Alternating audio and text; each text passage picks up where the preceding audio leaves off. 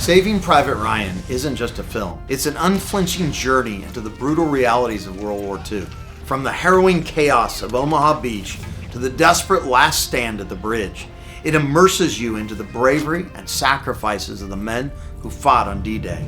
But while the film tells a powerful story, some real historical events often go unnoticed. For example, many landing craft drivers, gripped with fear, stopped too far from shore. Soldiers stepping off the boat found themselves in 10 to 12 feet of water, sinking under the weight of their gear. On later landings, men, desperate to avoid the same fate, even held guns to the drivers' heads to force them closer to the shore. In this video, we'll uncover the key historical details about D-Day and beyond. By the end, you'll see Saving Private Ryan and the sacrifices it depicts in an entirely new light. Keep those actions clear. I'll see you on the beach. Captain John Miller, played by Tom Hanks, leads a company of soldiers from the 2nd Ranger Battalion as they approach the coast of Normandy. Packed into landing crafts, their faces are filled with fear and determination. These landing crafts, called Higgins boats, were an essential part of the massive naval effort.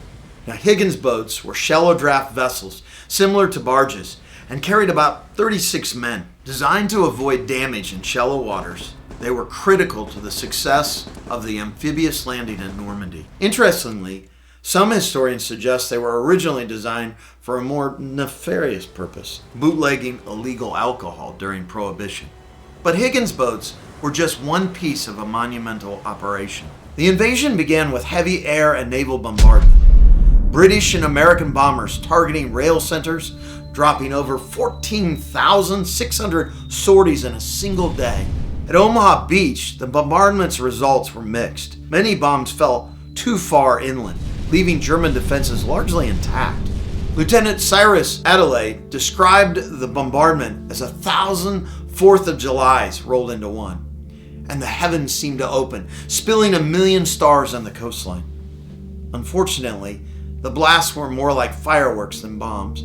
Their impact, with a few exceptions, proved mostly ineffective.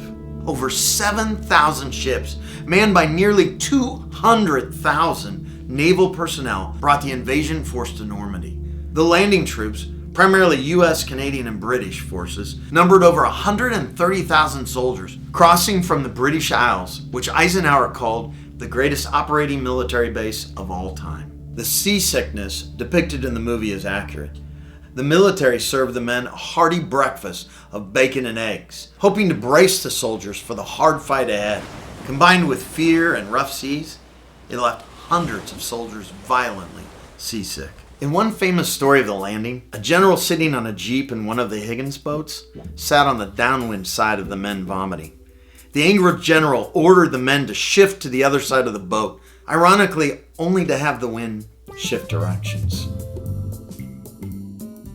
While most beachheads saw significant Allied progress, Omaha Beach faced the fiercest resistance. Unfortunately, just before the invasion, a German division arrived to reinforce this sector, turning it into a killing field. The scene in Saving Private Ryan takes place on Sector Dog Green, one of the most heavily defended sections of the coastline.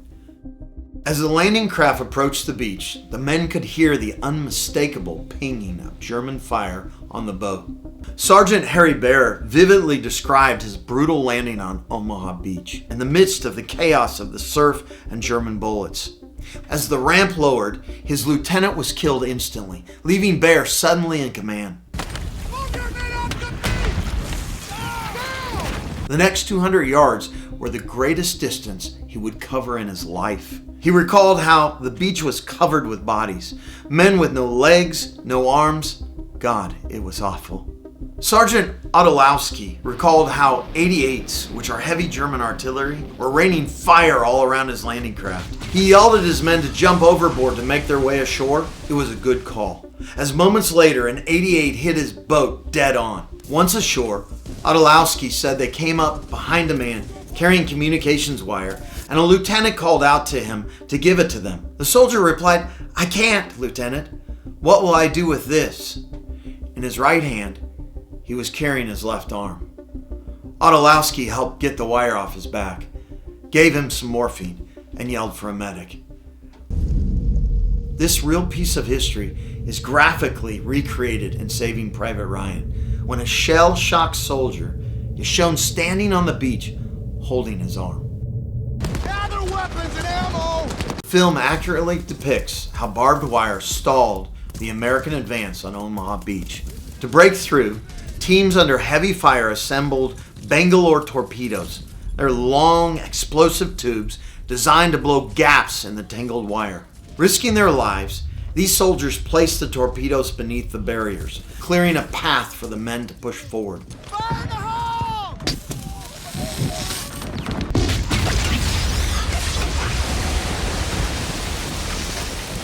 Beyond the beach lay the 170-foot cliffs, lined with machine guns and pillboxes, firing relentlessly down on the soldiers. Many of these men were not Germany's best troops because they'd lost a lot of soldiers on the brutal Eastern Front.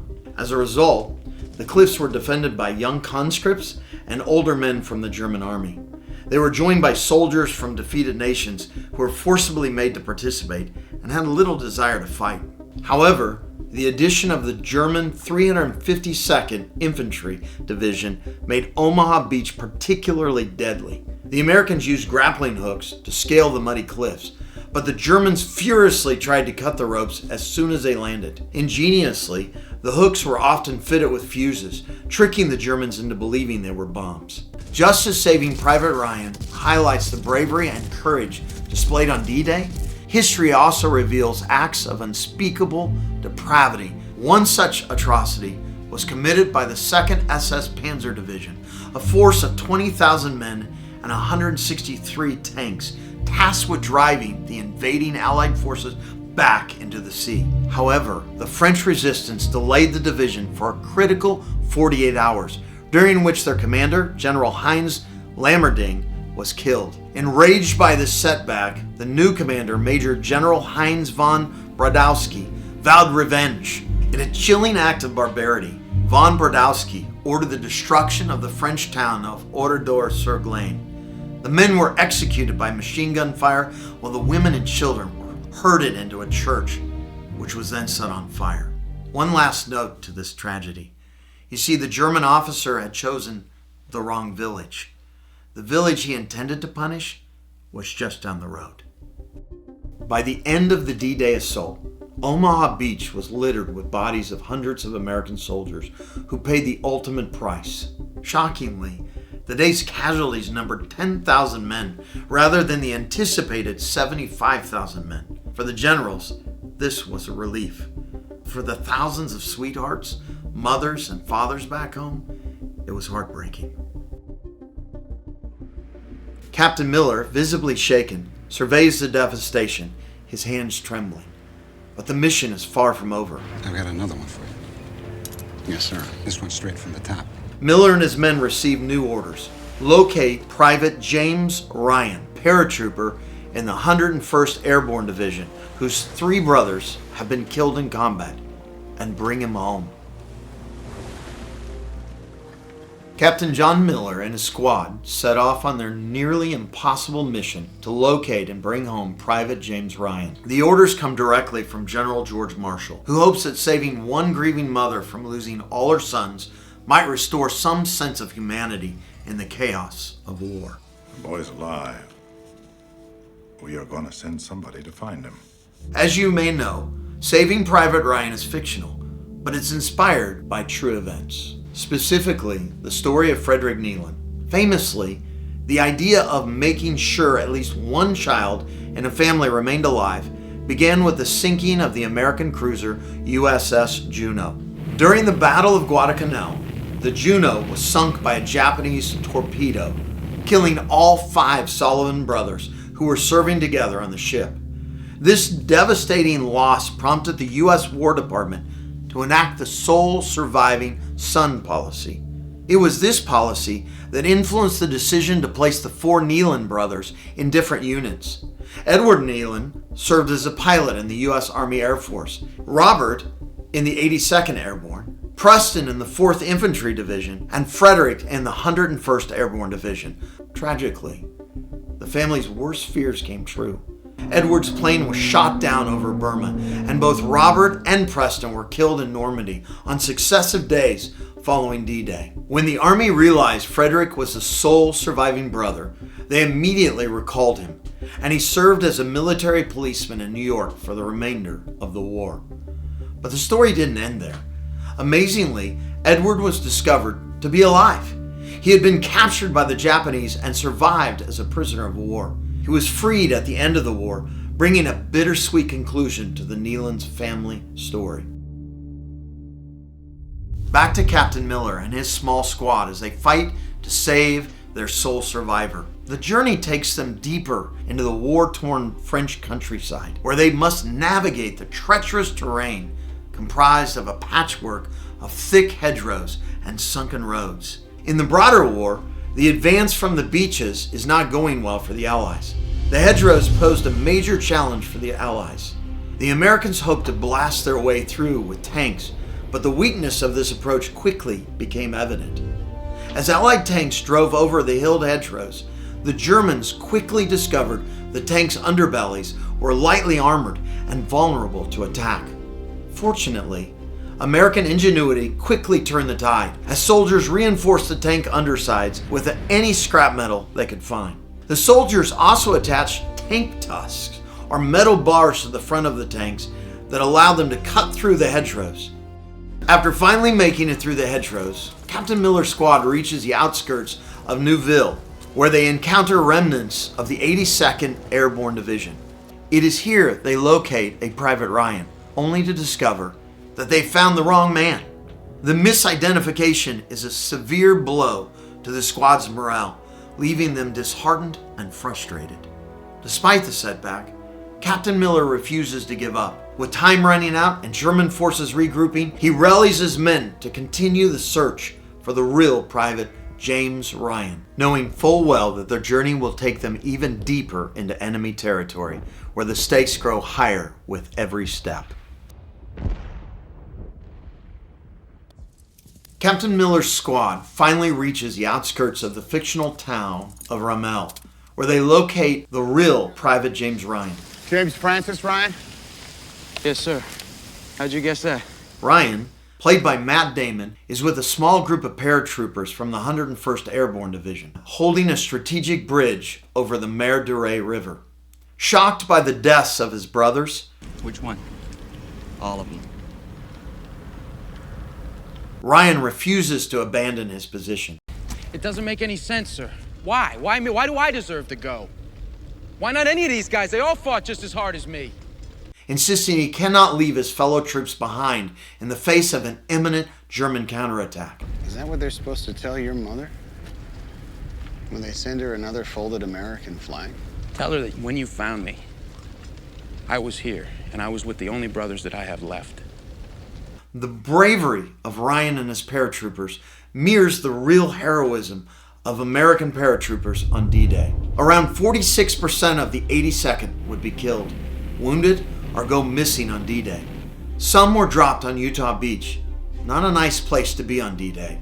Others were dropped in marshlands, purposely flooded by the Germans, where many drowned under 70 pounds of equipment. Others were shot directly out of the sky by Nazi snipers, or while hanging from telephone wires, or even trees. One such soldier was Private Penrose Shearer, who was shot by Germans while hanging defenseless in a tree. Private John Blanchard also got caught in a tree.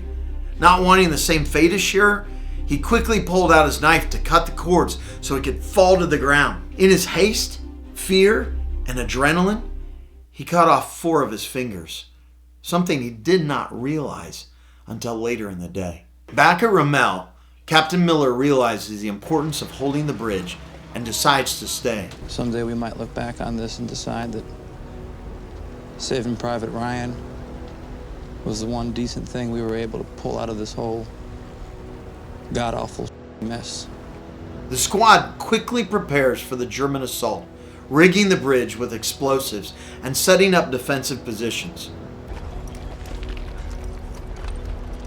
The German attack is fierce, with tanks, infantry, and half-tracks pressing hard against the outnumbered American defenders. This fictional battle is similar to the real fight for the La Fière Bridge, where paratroopers of the 82nd, along with paraglider troops, held off German forces for 4 days with little more than grenades and small arms. Sergeant William Owens, finding himself to just 14 men, low on ammunition, asked his commander, "What do I do?" His commanding officer replied, "I don't know a better place than this to die." The battle for this bridge over the Mer de Ré River was critical. The Germans hoped to use it to counterattack the advancing Allies. The Americans needed it as a breakout point from Utah Beach. Most other bridges had been destroyed by Allied planes, making this bridge even more important. While Rommel is fictional, the struggle to hold key bridges like La Fière reflects the harsh realities paratroopers faced. The movie's depiction of the bloody fighting is all too accurate. Major David Thomas, a surgeon who operated out of a ditch near the Mer de Ré River, remembered a soldier who had his leg all blown off except for a tendon. The doc told the young man he had no anesthetic. The young soldier told the doc, "Go ahead and cut," and during the procedure, without even a sound.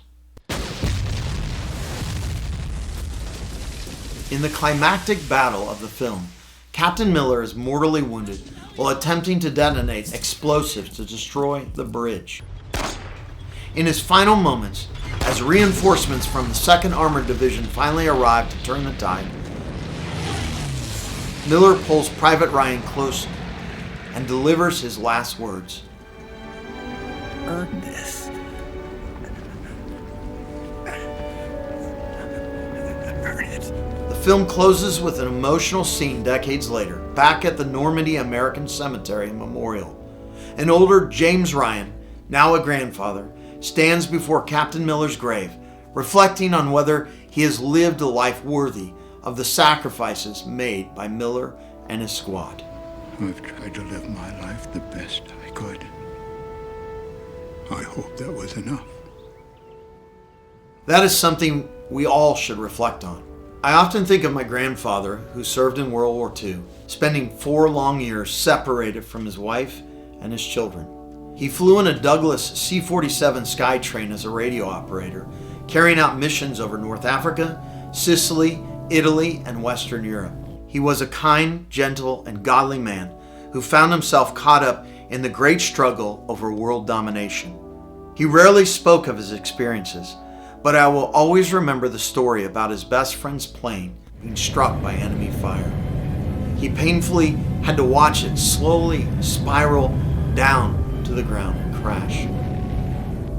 It was a memory he carried for the rest of his life. Interestingly, like Private Ryan, my grandfather experienced the military's concern for the individual. They would not let my grandfather fly on D-Day because he had a family and because of his extended service up to that point. But his sense of duty never wavered.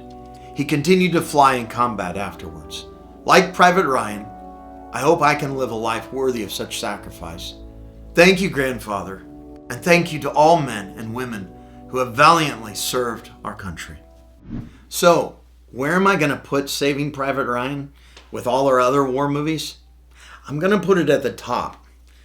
Most people consider it to be one of the greatest war movies ever made, and it's hard for me to disagree with them. It's a little hard to watch, but it really pays tribute to the sacrifice our soldiers have had to make.